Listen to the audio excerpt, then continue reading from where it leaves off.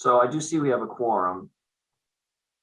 So I will call the meeting to order. If you're on the committee, please turn your video on if you can. And if you're off, if you're not on the committee, please keep your video off. So I'll go on order on my screen. Meryl Schwartz, and also unmute so you can do the roll call. Yes, here. Marsha Rasmussen. Here. Kate Hodges. Here. Steve Dukran. Present. Phil Posner.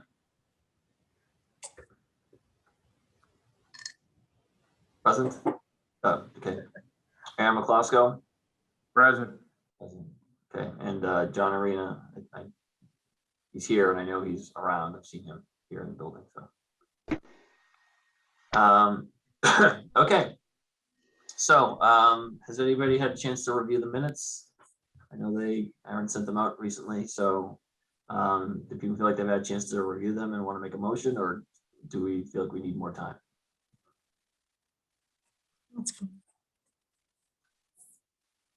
I move to accept them. Whoops. Okay. I would second that.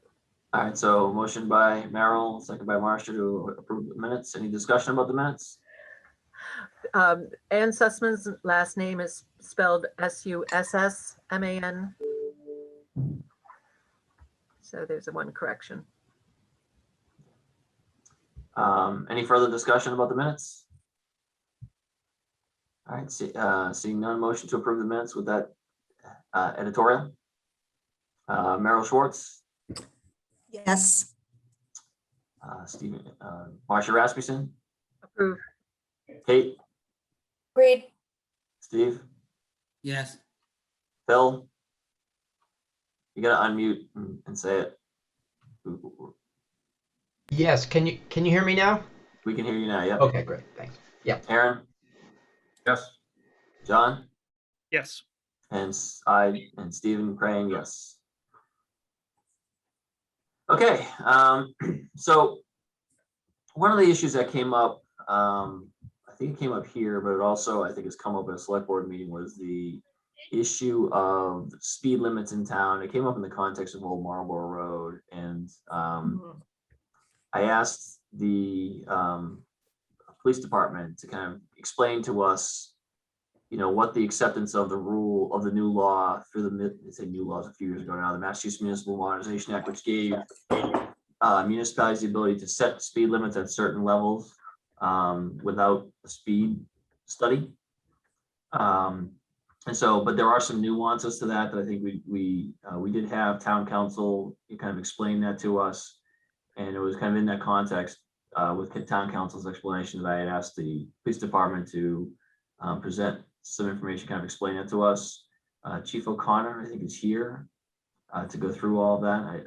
As you know, Kevin, Lieutenant Monahan's is still out, so Chief O'Connor is here to pinch hit and kind of go through some of that information. So no further ado, Chief.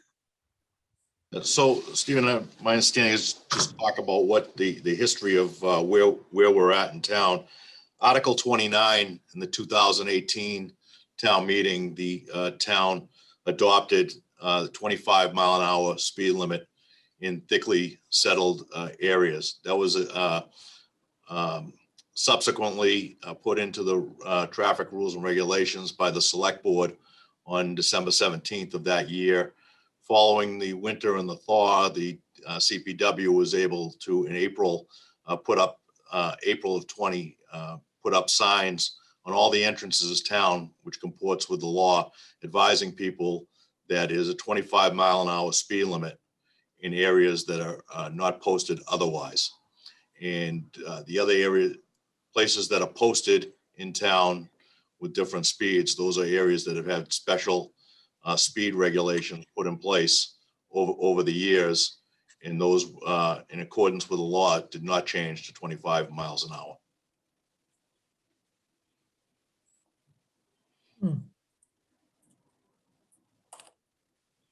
And do you have the map, Chief? I think there's a map that shows the areas in town that have the studies.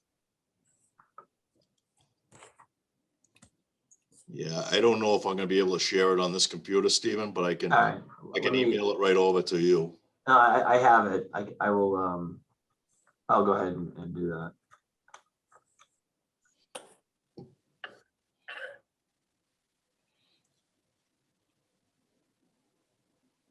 I have it right here, Chief.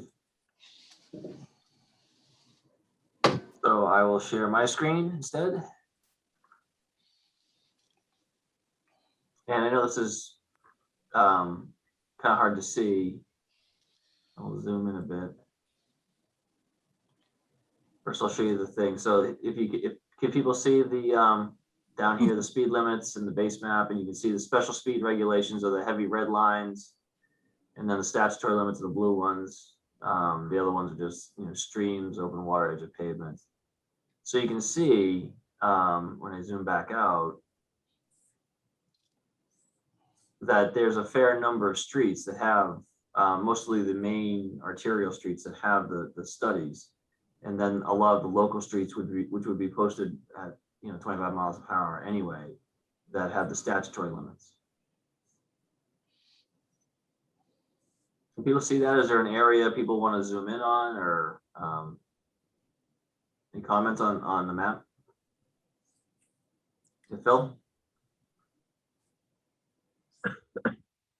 So I think the map speaks for itself, with the exception that these speed zones were set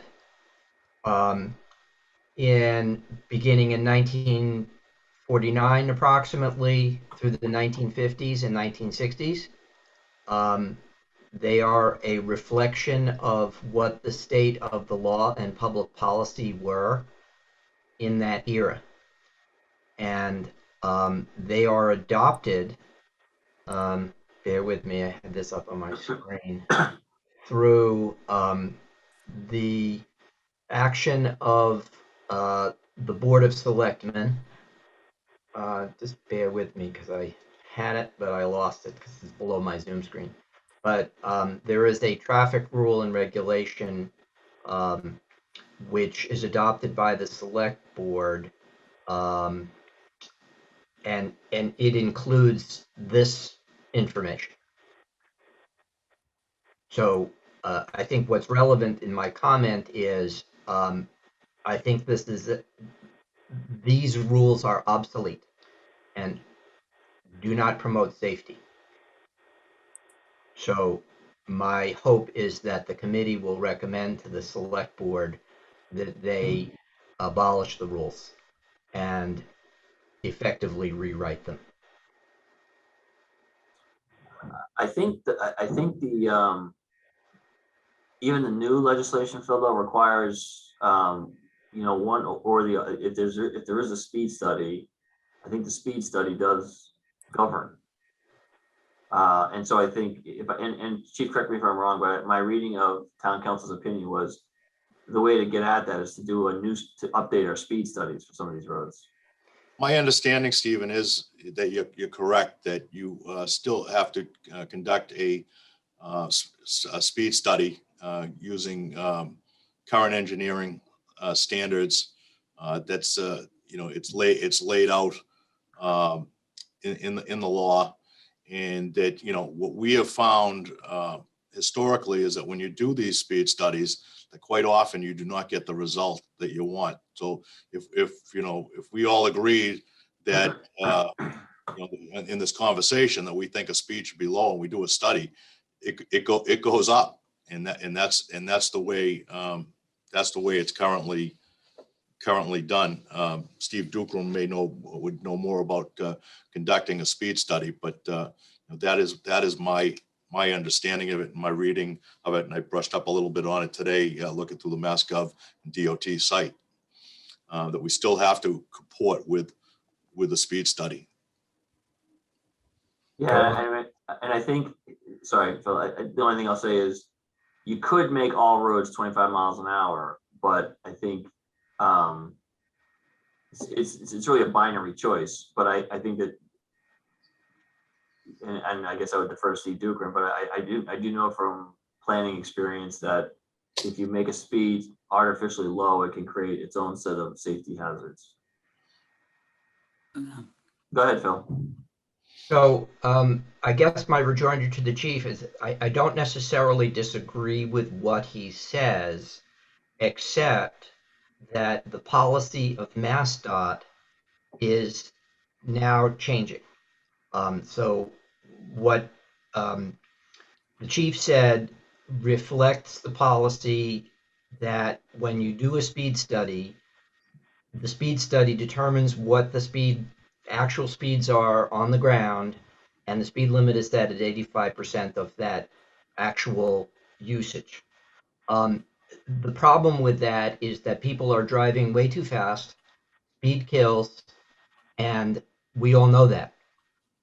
As a result of that, both the state and federal government recognize that the underlying rationale of speed studies is flawed, and as a matter of policy, are in the process of rejecting.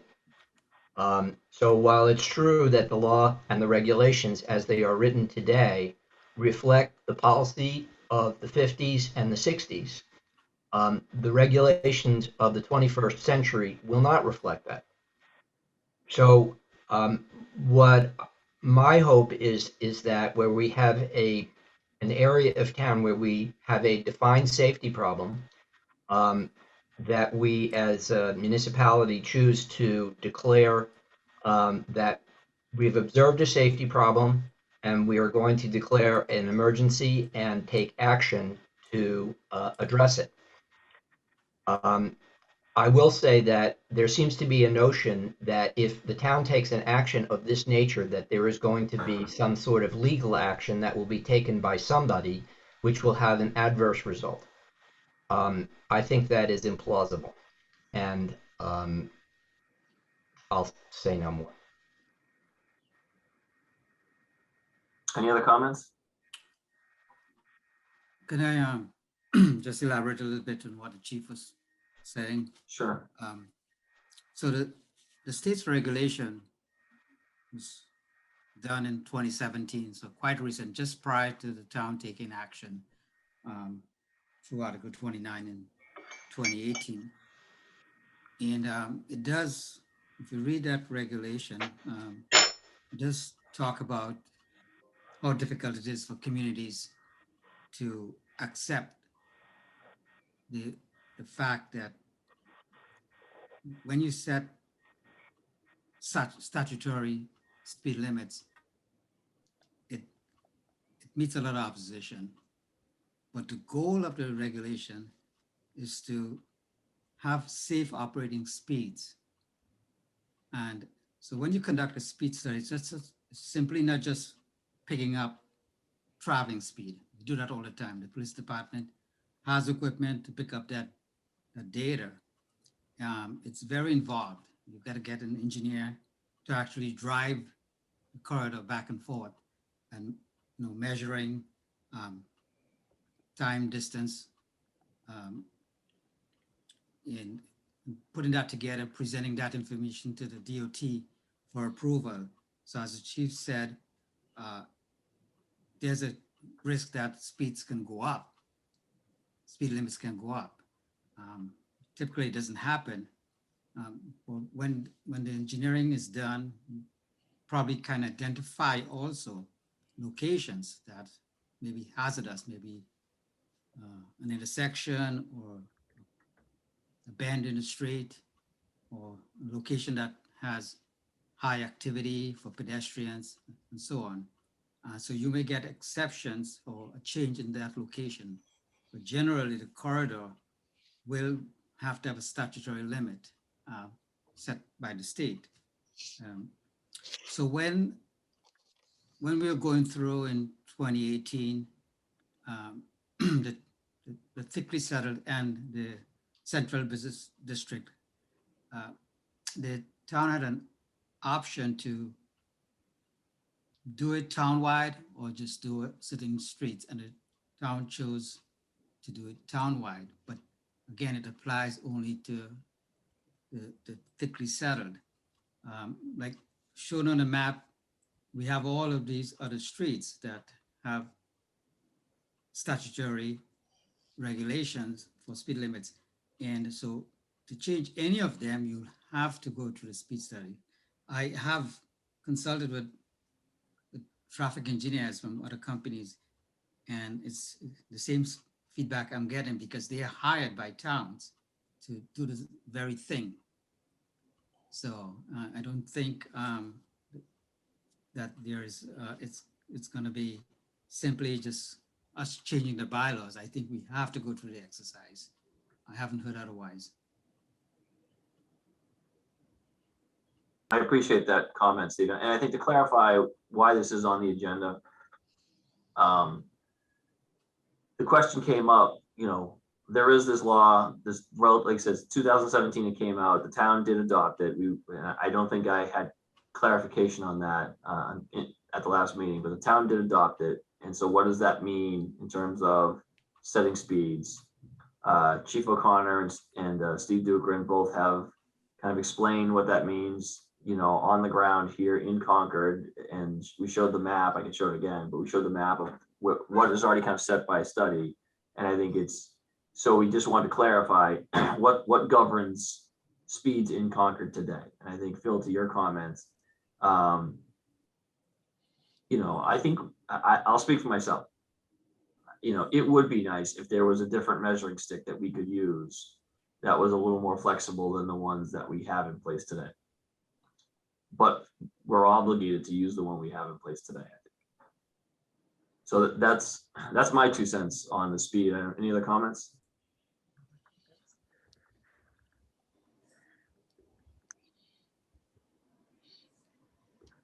I would entertain questions from the community on this subject before we move on. Go on, either just unmute or raise your hand. Okay, I don't see anybody, so no, if there's no further comments from the committee, thank you, Chief O'Connor. And we will move to Sudbury Road update. And I will turn it over to Steve. You gonna take the lead on this? Yes. So the design was completed, bid documents were prepared. We put it to bid. We got bids last Friday, the 7th. 2 bids only. The low bid, well, first let me just remind folks about the design. It is was for the crosswalk at the intersection of Sudbury, 7 Star, Oxbow, and Garfield. And so the plan included putting in a pair of rapid flashing beacons. They generally will operate with solar power, but there will be a connection for electrical backup because the area can be quite shaded depending on the time of the year. The plan also included adding portions of sidewalk so you can receive the pedestrians on both sides of the intersection. Because if you add sidewalk, now you impact drainage. So there was a little bit of a drainage change. In order to improve the sight distance at the intersection, we needed to do some widening on the east side, on the southeast side of corner of the intersection for quite a distance. So widening, that is, you know, excavating, putting gravels and paving and so on. And there's also some changes in the striping. And because we're widening and we're coming close to a guardrail, a utility pole, we have to add some guardrail. So anyway, project that got quite involved, but that's the design that we thought that would work and make the intersection crossing safe. The low bid came in at $140,000. Our second bid is $223,000. At the time of bidding, our engineer's estimate was 99, which we thought we could fund using the $20,000 that came in from the Complete Streets grant, and we would get the rest from the roads program. However, with an additional $41,000 needed, we have to look at how we can find that money to fund this project. So at this point in time, I cannot give you a schedule as to when we will go to construction. But that's contingent upon us finding the budget to fund the full project. Another option we are looking at is there anything we can do to change the design to maybe reduce the scope, but we haven't seen any opportunities there just yet.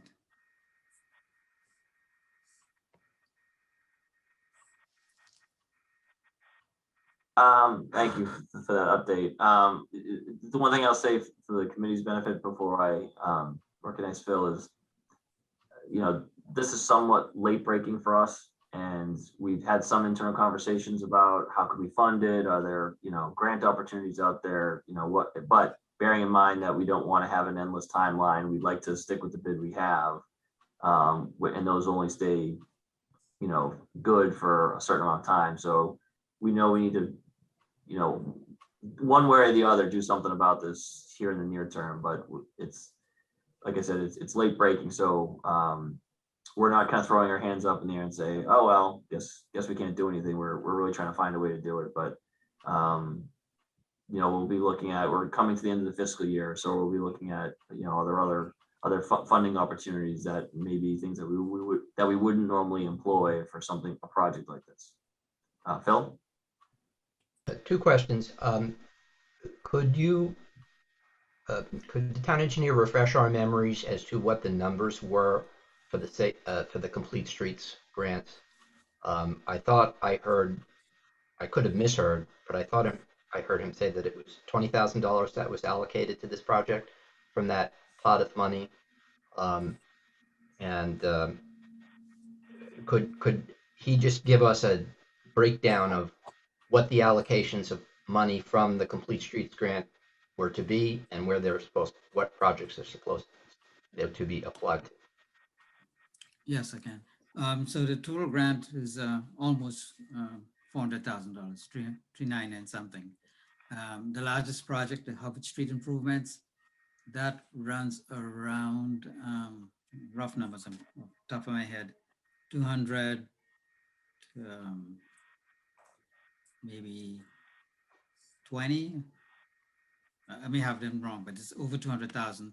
Then the next project would be the improvement of Commonwealth Ave between Church Street and where it comes into Losbrook, and that's 100 something, say 20, 30, and then 20 for Sudbury. No, I know that doesn't add up to 399. So I think if it's 120 and then 20, that's 140. So probably 260 for Hubbard. And just as a follow-up question, on the Hubbard Street project, could you give us a status report on what's going on with that? And could you also tell us what Complete Streets features are to be funded using this grant? Right. So, so on Hubbard Street, the design is for the addition of, well, the rebuilding of the sidewalks, because the sidewalks are in deteriorated condition with trip hazards and so on. And in order to achieve that, we have to do complete curb installation, an entire length between Walden Street and Thoreau. So curb, sidewalk, striping of the street. We're trying to achieve a lane, a shoulder, a multi-use shoulder, at least on one side of the street. We're going to improve some crosswalks down at the Walden Street end. We will improve the crosswalk by adding a bump out there, and then another one just past the post office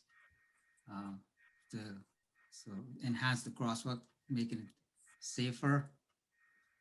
And the cost of the entire project is a lot more than $260,000. There's the drainage improvements to be done. The entire street will be reclaimed and repaved. We estimate the total project will come in over $800,000. Today we actually put in the bid plans out. So we should have a bid in a couple of weeks. So that's pretty much the status of that project. Phil, let me give somebody else a chance to Sure, talk. of course. Anybody else have any comments or questions on this? No? Mr. Manager, I do, as a citizen. I don't know if it's appropriate to talk now or not. Let's get through committee discussion first, Steve, and then we'll open up for citizen comment. All right, Phil, go ahead. Just drilling down on Harvard Street for a second. How much of the sidewalk improvement is being paid for by betterment assessments of the homeowners, property owners along the street?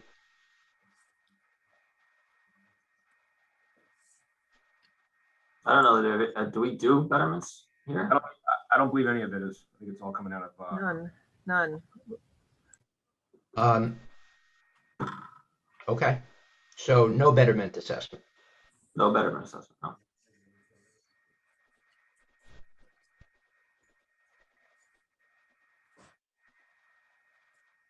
Okay, I don't know if there's a follow-up point there, but I mean. I don't know what the history of betterments are in the town. So I don't know whether that's ever been done or, would be considered unusual. If the sidewalks are to be constructed with betterments instead of out of the municipal purse, that's some of your money. But I don't know whether that is, contrary to what the town has done in the past. That has never been done for public ways. The only betterments have been with regard to the sewer treatment plant. Yeah, I do think I've asked that question, Phil, and I think betterments are usually water and sewer related, not street and sidewalk related. In this town. In Concord. Right. Correct. Yeah, for the benefit of those who are out there, that is something that's a matter of town policy, not a matter of the law. Correct. You can assess betterments for improvements in people's neighborhoods for their benefit. For their I think when it gets to public ways, when technically the betterment accrues to the public and anybody who wants to walk on the sidewalk, it's a little tougher to do that. Whereas a water and sewer installation is going to benefit the homeowners that are going to connect to it, and only the homeowners that are going to connect to it. I think that's the key difference, which is why I don't think I've worked in a community that has done betterments for streets and sidewalks. Because it's available to anyone. So, Meryl? I just have a question. I'm not, familiar with the history of why Hubbard Street was chosen, but is there an assessment of other sidewalks in town? And do we have a priority list that's being followed on which areas Yep. are going to be addressed soon? There is. In fact, we talked about this at a very early meeting. There is a complete streets plan and there is a Yes. ranking of projects. And I don't remember off the top of my head, but I think Hubbard Street I do think that the funding was following that priority order. I see. Thank you. Yeah. Any other questions or comments before I open it up to public comment? No, okay, good. Steve Ledoux, name and address. Excuse me. Steve Ledoux, 89 Heats Bridge Road. Happen to live in the neighborhood of the Sudbury Road intersection, and this is quite disappointing news, clearly, but I have a couple questions. It was my understanding that a few weeks ago it was reported to the board, to the select board, that there were some other road projects that came in under bid and that freed up a couple $100,000. So I'm asking if that is true and whether some of that money could be applied to the project. And secondly, what about any ARPA funding that might be out there that hasn't been spent? I can speak to the ARPA funds and say that we haven't gotten it yet, and we're still getting through the guidance, and so I don't know if a project like this would be covered. But there are other, in terms of the money on the bids, we haven't really gone through that in great detail internally. And I don't know if there were alternates on that contract that came in under that we funded. But there's year-end funds. I don't know. We haven't also, at an organizational level, we haven't looked at what's the reserve fund. What are the demands that we may want to make on the finance committee's reserve funds? Is this something that could be, a request that we could make? I know we have some issues in our solid waste and recycling budgets that we were talking about as well. So, Steve, from experience that when you get to this time of year, there's a lot kind of floating around that you try and piece together and nail down, and that's the place we're in. Right. End of year spending. We used to call that Christmas in July. Christmas in July, exactly right. Right. Okay. Well, I appreciate if we could be kept updated as you do, further studying how you might fund this project. Yeah, I'm disappointed too, and I want to make it clear to you, Steve, and to the other neighbors. We elevated the project, we got it out, we were fully expecting to move forward. If we were expecting 99 and it came in 105, I don't think you're hearing the same discussion we're having here now. But an additional 40,000 on the scale of the project is something that needs to be figured out. But what you're not hearing, and I hope it's clear, is, well, maybe we'll get to it next year. Right. I guess, has anybody, is Mr. Duker and anybody analyzed, is the increased cost due to, a lot of the other increased costs that are being blamed on COVID, in terms of construction and things like that? It's hard to say. We've been looking at the numbers. You mentioned the roads program coming in a couple $100,000 lower. That was great, and we knew that was a good number because the second lowest was only $30,000 more on a, so, but when you look at this Sudbury bid, it's hard to say. It seems that every item got doubled up, every major item. Like, for instance, the flashing beacons, we estimated around $25,000. That came in over $40,000. The paving, there's some paving for the road widening.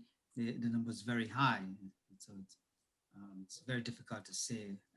It could be because it's a rather small individual project that in order to get all these smaller quantities in there, a contractor will charge a premium to get out there. Another way we could probably look at this, if we can find another contractor who's working in town and can do it for substantially lower, that might be an option we can look into. Okay, thank you. And like I said, there are some grant programs that are happening right now that we are going to look at as well, but only if the timing of it makes it so we can keep the project moving forward. So I guess our hope was to announce that we've awarded the bid and the notice to proceed is being sent, and here's when you're going to see. But that was our hope for today's conversation, and it's a disappointment that the bidding came in the way it did. But hopefully at our next meeting we'll hope to have an announcement of a solution one way or the other. Okay, I'd appreciate if you find one sooner than that, if you could either let myself or Josh Brugel know. Okay. Okay, thanks. Any other public comments? I don't see anybody. Phil, do you want to have something to say? So I wanted to just acknowledge that Chief O'Connor and CPD have put up the temporary, the signs that are battery powered, indicating that the speed limit is slower. But I was wondering if Mr. Drukerin might have thought about some kind of temporary measures for safety at the intersection until the project can be built.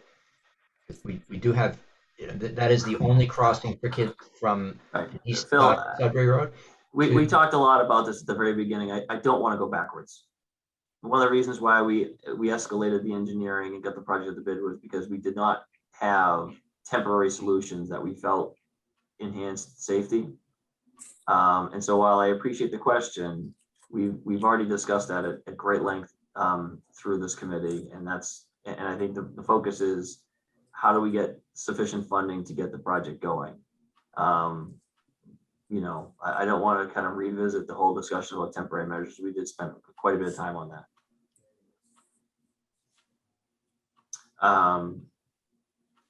But nevertheless, I think, I guess I'm interested to hear the people who are out there. have the flashing signs made a difference? Anecdotally, is it helping? I think they definitely have. There's still some cement mixer trucks that tend to really barrel through there. But I've noticed I run through that intersection virtually every day, and I definitely have noticed the impact. I mean, some days the signs aren't working because I guess the batteries got to get turned changed. But generally, I think it has been working quite well. Good. And so that's all the more reason why we want to, make sure we get the permanent improvements installed. So I should have started the meeting by saying I have a hard stop at 3. If the conversation is continuing, I'm happy to appoint another committee member as chair for the duration of the meeting. Because I know Wally is not here today. So I guess if there's nothing more on Sudbury Road, we could move to the Junction Park update. Anything else on Sudbury Road? Oh, okay. So stay tuned, and we'll get an update out as soon as we have a sense of where we can find some funding. So Junction Park, and Marcia, if you want to get us started. It's a combination of me and Aaron McClasko, but I will start with I'm screen sharing with some slides of the Bruce Freeman Rail Trail project. And this is Junction Park, where the rail trail comes in to the right. You can see the yellow line where the trail enters the park.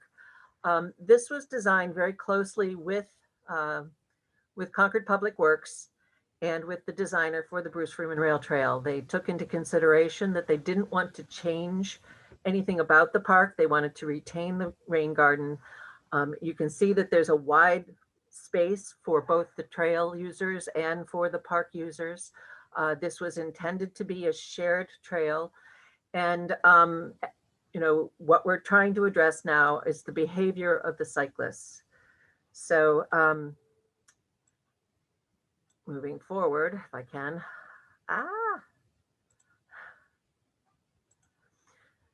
So Public Works has identified several locations where they are planning to install both pavement markings to indicate that this is a point where this is a pedestrian zone and you should be walking your wheels, as well as addressing some signage. So if you note here, there's the red signs are dismount signs, the yellow signs are walking your wheels, and the yellow or the green triangles indicate where we're going to be putting some pavement markings.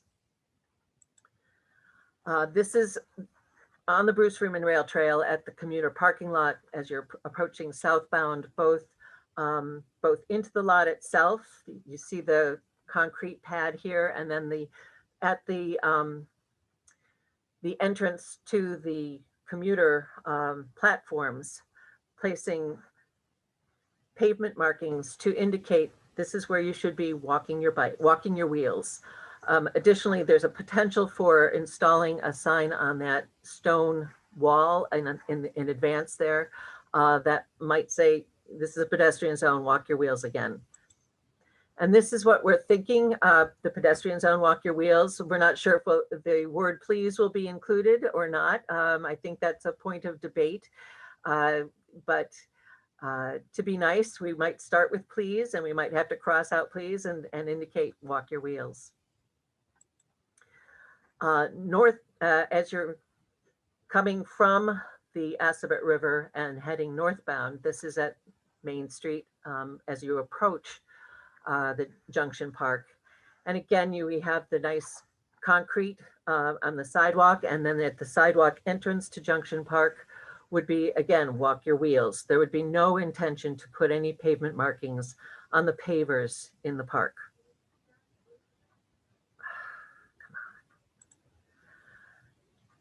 Also at the platform, I've observed some cyclists like to ride their bike straight through and come across the platform on the northerly side of the commuter rails. And so again, we would place another one, pedestrian zone, walk your wheels.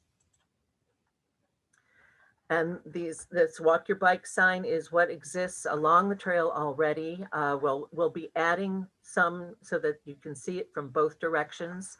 And this is the location where it enters the park. There might be a potential. We may need to add an additional sign to indicate you to go to the right if you want to continue on the trail. And that's what I have. I don't know if Aaron has anything further that you wanted to share, Aaron. I think just that, if the committee decides that the stencils and the signage are the direction we want to go, we would be ordering those. At that point, we do not have those materials in stock. So there would be lead time of at least a few weeks to get those designed, ordered, and then installed at the Junction Park. Okay, any comments or questions from the committee?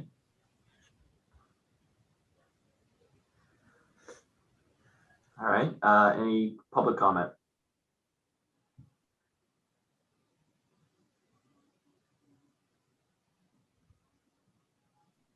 I have a question. I'm trying to get myself video. Tori Keogh, can you hear me? Yes.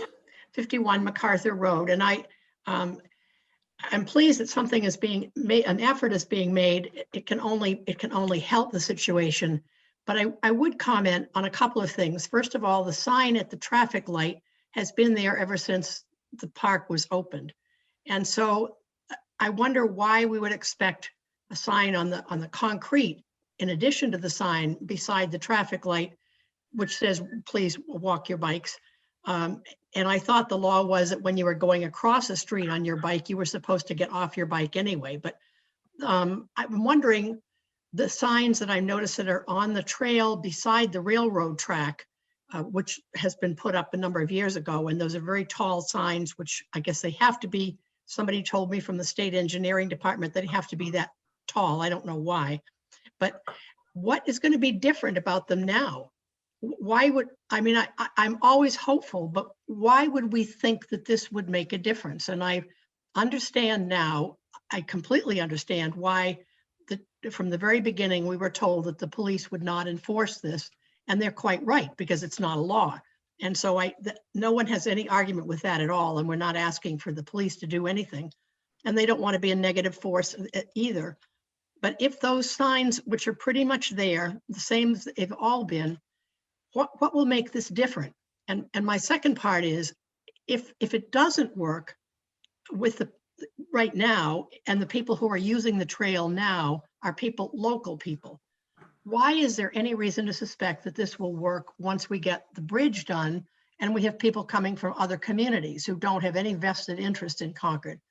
So I have that thought. I wonder, why do we expect this is going to work? I guess that's my second question. And if it doesn't work, what do we have as an alternate plan to draw upon if it doesn't work? I hope it does. But if it doesn't, what are we going to do then? What do we have in the back door or in the back pocket to say, okay, that didn't work, let's look at other options? Thank you. I should have mentioned that, sorry, Meryl, I'll get to you in a second. I should have mentioned that I believe there's an effort to do some counts to set baseline information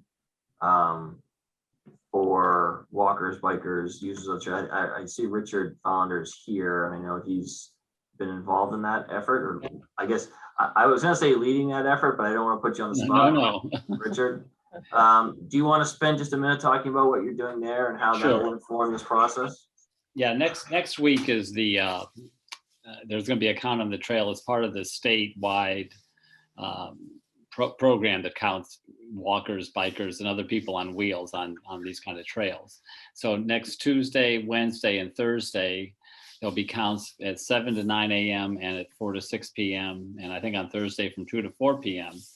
And then on the weekend, not this coming weekend, but the following, from noon until 2 on both Sunday and Saturday.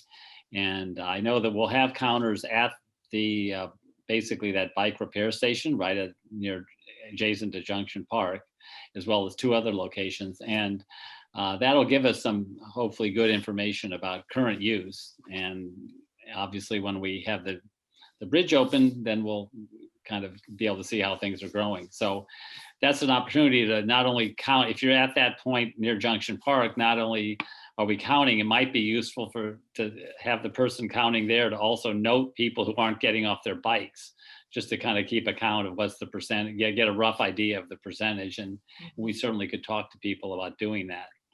At the same time, we're looking for more volunteers. Anybody want to sign up to help with the effort? I'm not going to try to give you the website. I guess I could get that. It's posted on the Bruce Freeman Rail Trail section of the town website to go to the state. Or I'm Richard Follender at Gmail. You could email me that you're interested on Tuesday, Wednesday, Thursday, or over the weekends. I can let you know what slots are still open. So I think that sort of summarizes where we are on that at this point. Thank you, Richard.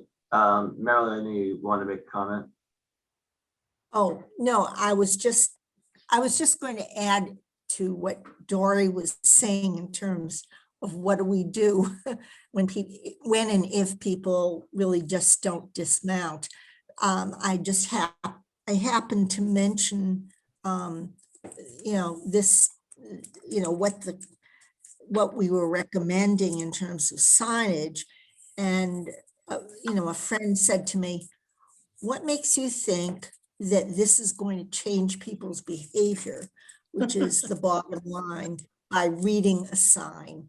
And I don't have a good answer for it. And I don't think we do, because frankly, I think we're up against a formidable task here, how to get people to change their behavior. So you're suggesting legislating human behavior is a challenge. It's Where a have I heard that challenge. before? No, I agree. I mean, I've been in government for 25 years, and there's just no way to do it. All you can do is put out, and I shouldn't say all you can do. In a Yeah. circumstance like this, the approach is twofold, and we just articulated. The first is get data, so you can then measure Measure, impact. yeah. Okay, so that's the first Right. thing. Just to go back to Dory's question, what do we do if it doesn't work? Well, the first thing we're going to do is to come up with a methodology to define work, success, and that's part of what Richard's effort is going to be really essential in doing. Right. And then the second thing is we can't, go out there and knock people off their bikes or skateboards. Oh. And so what we can do is put out visual reminders to people that this is what you are supposed to be doing. And Meryl, I'm going to go back to the example of the flashing speed signs that we put up on Sudbury Road. I asked the neighbors, and I appreciate Steve Ledoux offering his view that it has made a difference. I'm sure there were people who felt like when we said we were going to put up those signs, those flashing signs don't make any difference. I think those of us who are in this line of work know that they do. And I do think that the signage, the additional, let me be clear, additional signage will make a difference. How much, we're going to find out. But I have agreed with Dory and others from the very beginning that the signage that's out there today is inadequate. Right. I don't think there's no debate about that. And I think let's give this a chance to work. I also agree that the completion of the bridge over Route 2 will be something that'll change the dynamic in terms of possible use of the trail through that area, which may call for a different approach. But at least by the time we get to there, we will have a baseline of data and some other tools that we haven't used at our disposal to employ. I mean, I guess, and I'm going to turn over the committee here, but my view is I don't think we want to make changes to the park as a kind of first response to this. I do think that. I agree. Great. Yeah, so anyway, I see Ellen, first of all, any more committee comments on this? So Ellen has her hand up first. Sorry, Cassette. Yeah, first of all, I want to thank Richard for the bike count, and I'm going to be on there Saturday and Sunday. I really would love it if you would add in a column that tracks who walks their wheels. I think that's part of the baseline Stephen's talking about, and it will be so important. Other thing I wonder about, and this was, I think, in one of the very, very first meetings we had, is the latent hesitancy of walkers to use the park. And I think there might be, how can we collect information from Concord Park, from Concord Children's Center, about is there a greater or lesser hesitancy of people to even walk as walkers, or even more importantly, Concord Park as people with walkers, to use the park. So I think that's also part of data collection. It's how are people using it? But if we hypothesize that because people don't dismount or ride fast, it's, you know, are there, what's people's attitudes? Have we scared people off? So I think it'd be great to kind of attempt to add that in, either by talking to people at Concord Park and Concord Children's Center. For sure, on the surveys, love the idea of, are you who's dismounting? Rich, it sounds like you just picked up another volunteer there. I Oh, think no, I already signed up. she already is. She signed up. Thank you, Ellen. All right, Ellen, She got prime Appreciate- space. good job. Thank you. Okay, Cosette? Hey, you're muted. She doesn't. Still, yeah, you're muted. Thank you. Cosette Dunn, 131 Ministerial Drive. Marcia, I want to say thank you for not painting on the pavers. That was my biggest fear. And the sign looks great. I think walk your wheels. And I like that the picture is big and that the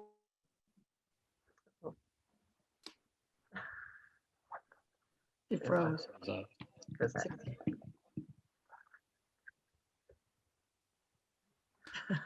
Poor thing. I think she was about to say that she believes it's going to work completely and no other actions needed.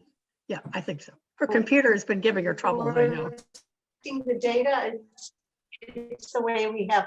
So I look forward to that, and to look, you know, and to continue working on the problem, and at the same time keeping in the back of our heads, if the signs start, what's next? But we're, you know, I have a feeling we'll get there, but it's just my opinion, and we can't discount what the count is and what happens with that. We've just been in the park for so many years watching it happen, that those small signs, and because they have to be so high or whatever, or people have to read rather than just looking at a symbol. And the only other thing I wonder is if with elementary school kids, one time working at the park, Public Works, and in conjunction with some environmental people, there was a field trip for elementary kids coming out and middle school kids coming out, learning about the park and habitats and whatnot. And it might be good to have something like that interfacing with the schools in terms of safety of using their wheels in such instances. So, Thank you. just an opinion. Yeah, sure, good suggestion. I do know that there was just and I know Jared Stanton was going to be here, but isn't this week. He had a personal commitment, but CPD and the schools just did a very successful bike safety program. And I think, Phil, you were involved in that as well. And John, I see you nodding your head. And so I think I know they went over the rules of the road. And so I think that I think the intent is to do that as on an annual basis. But John, you know, if you have any report out on that program?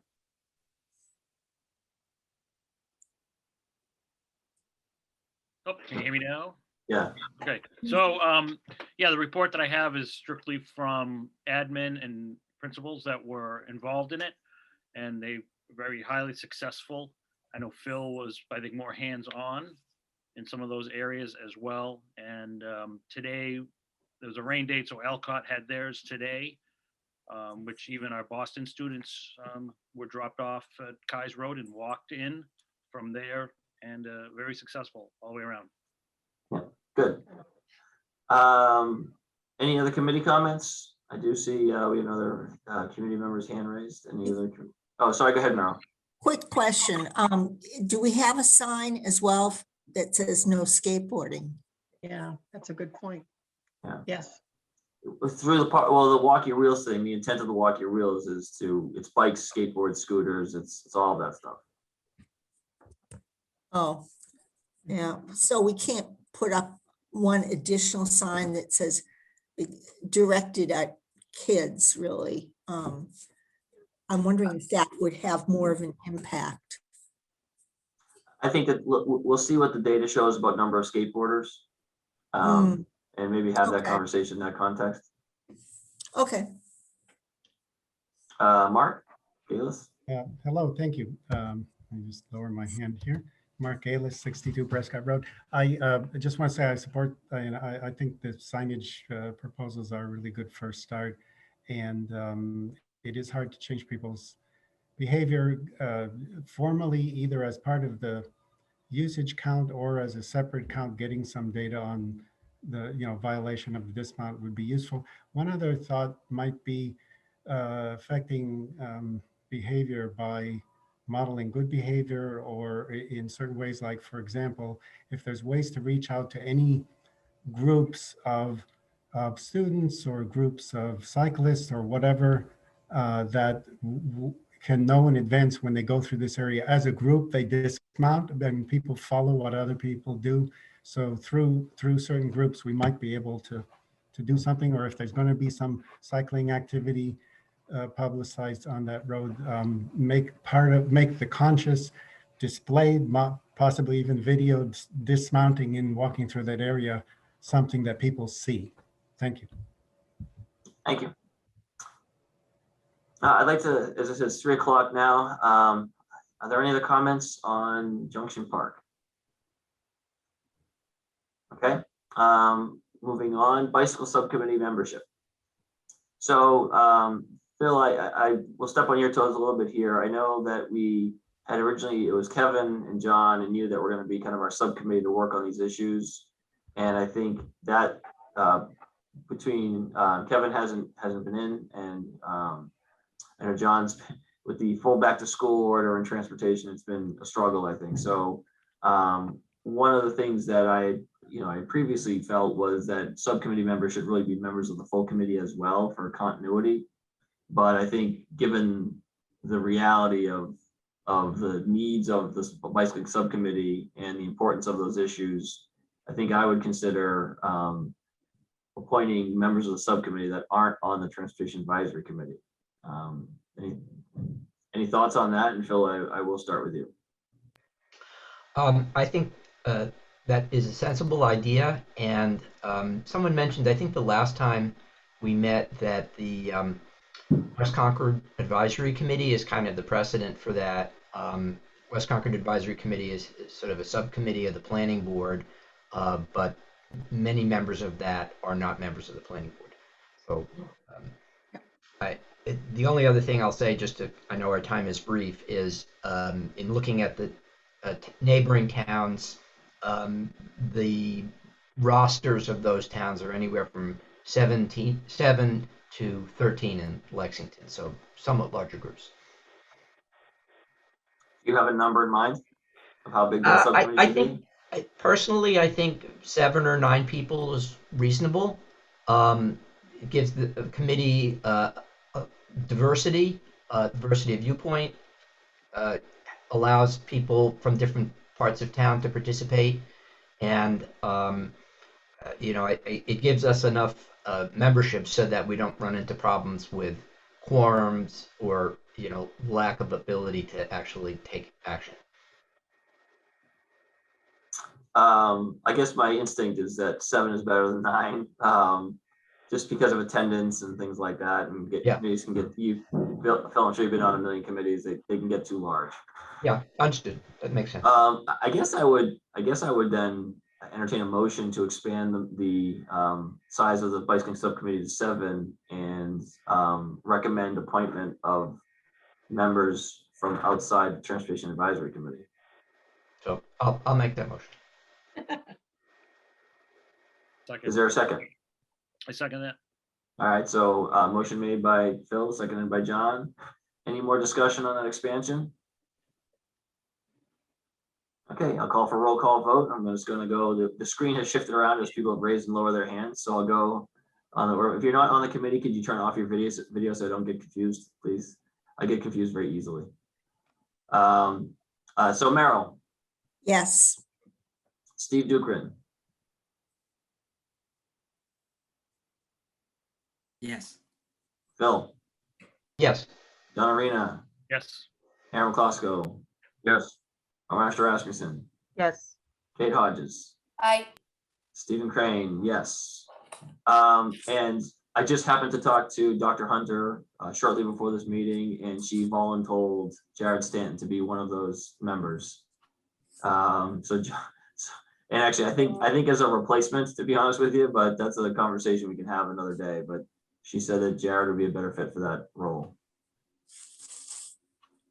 And I wanted to put him on the spot before the moment left. All right, so we'll work on, maybe recruiting some folks for some of those other positions and talk about, and I guess in fairness to John and Kevin Monahan, it may be a holistic look at who's on there. Maybe we don't need, someone from the police department. It may be good. I'll have to talk to Chief O'Connor offline about that, but we'll look at maybe getting some names for that subcommittee. Bill? So my only comment on that is if CPD is not a formal member, it would be great to have them as a kind of ex officio participant, because I think having the schools and the police department participating in the exercise is really valuable. Chief, do you have a comment on that, or? Yeah, we could make a safety officer or assistant safety officer available to attend those meetings. That'd be great. Thanks. I'll let Ron know that he's been volunteered. Okay.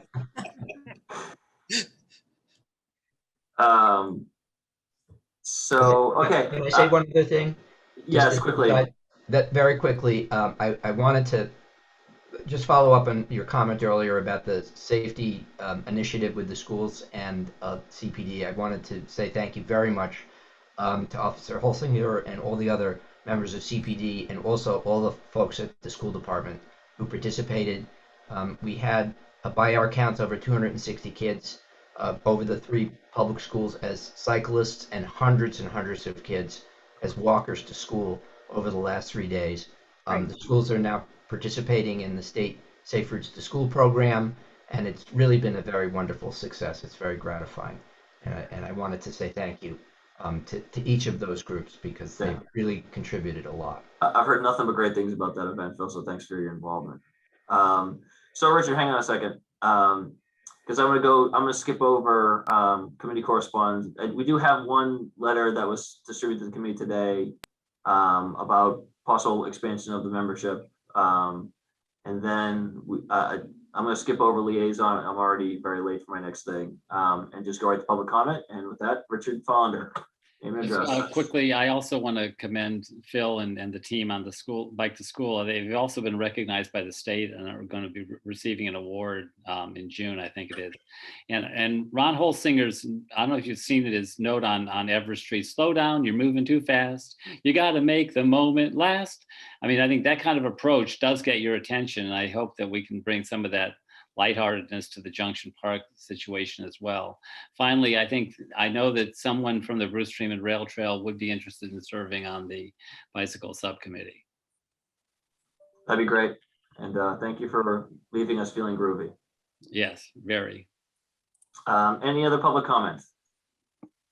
Yes.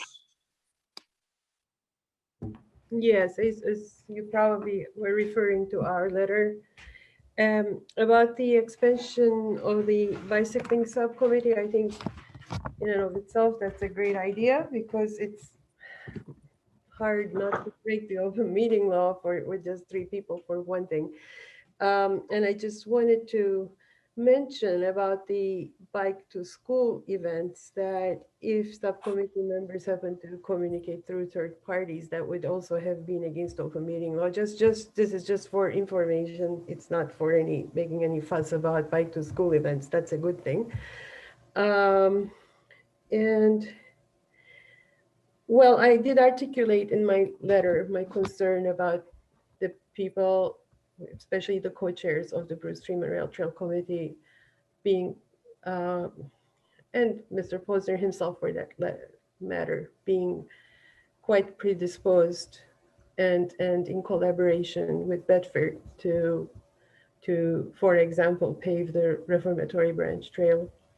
And everyone is entitled to their opinion and preferences, but I think those preferences should be made clear to the public and the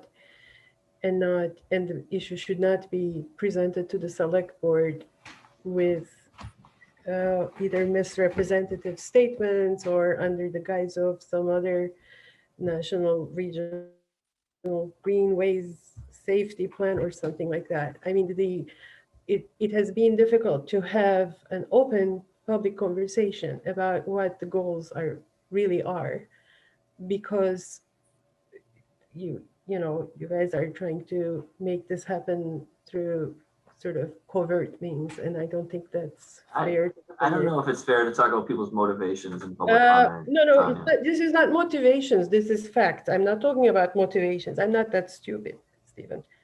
This is not about motivations. It's based on the video from Bedford. It's about actual communications that took place and what was stated to the select board.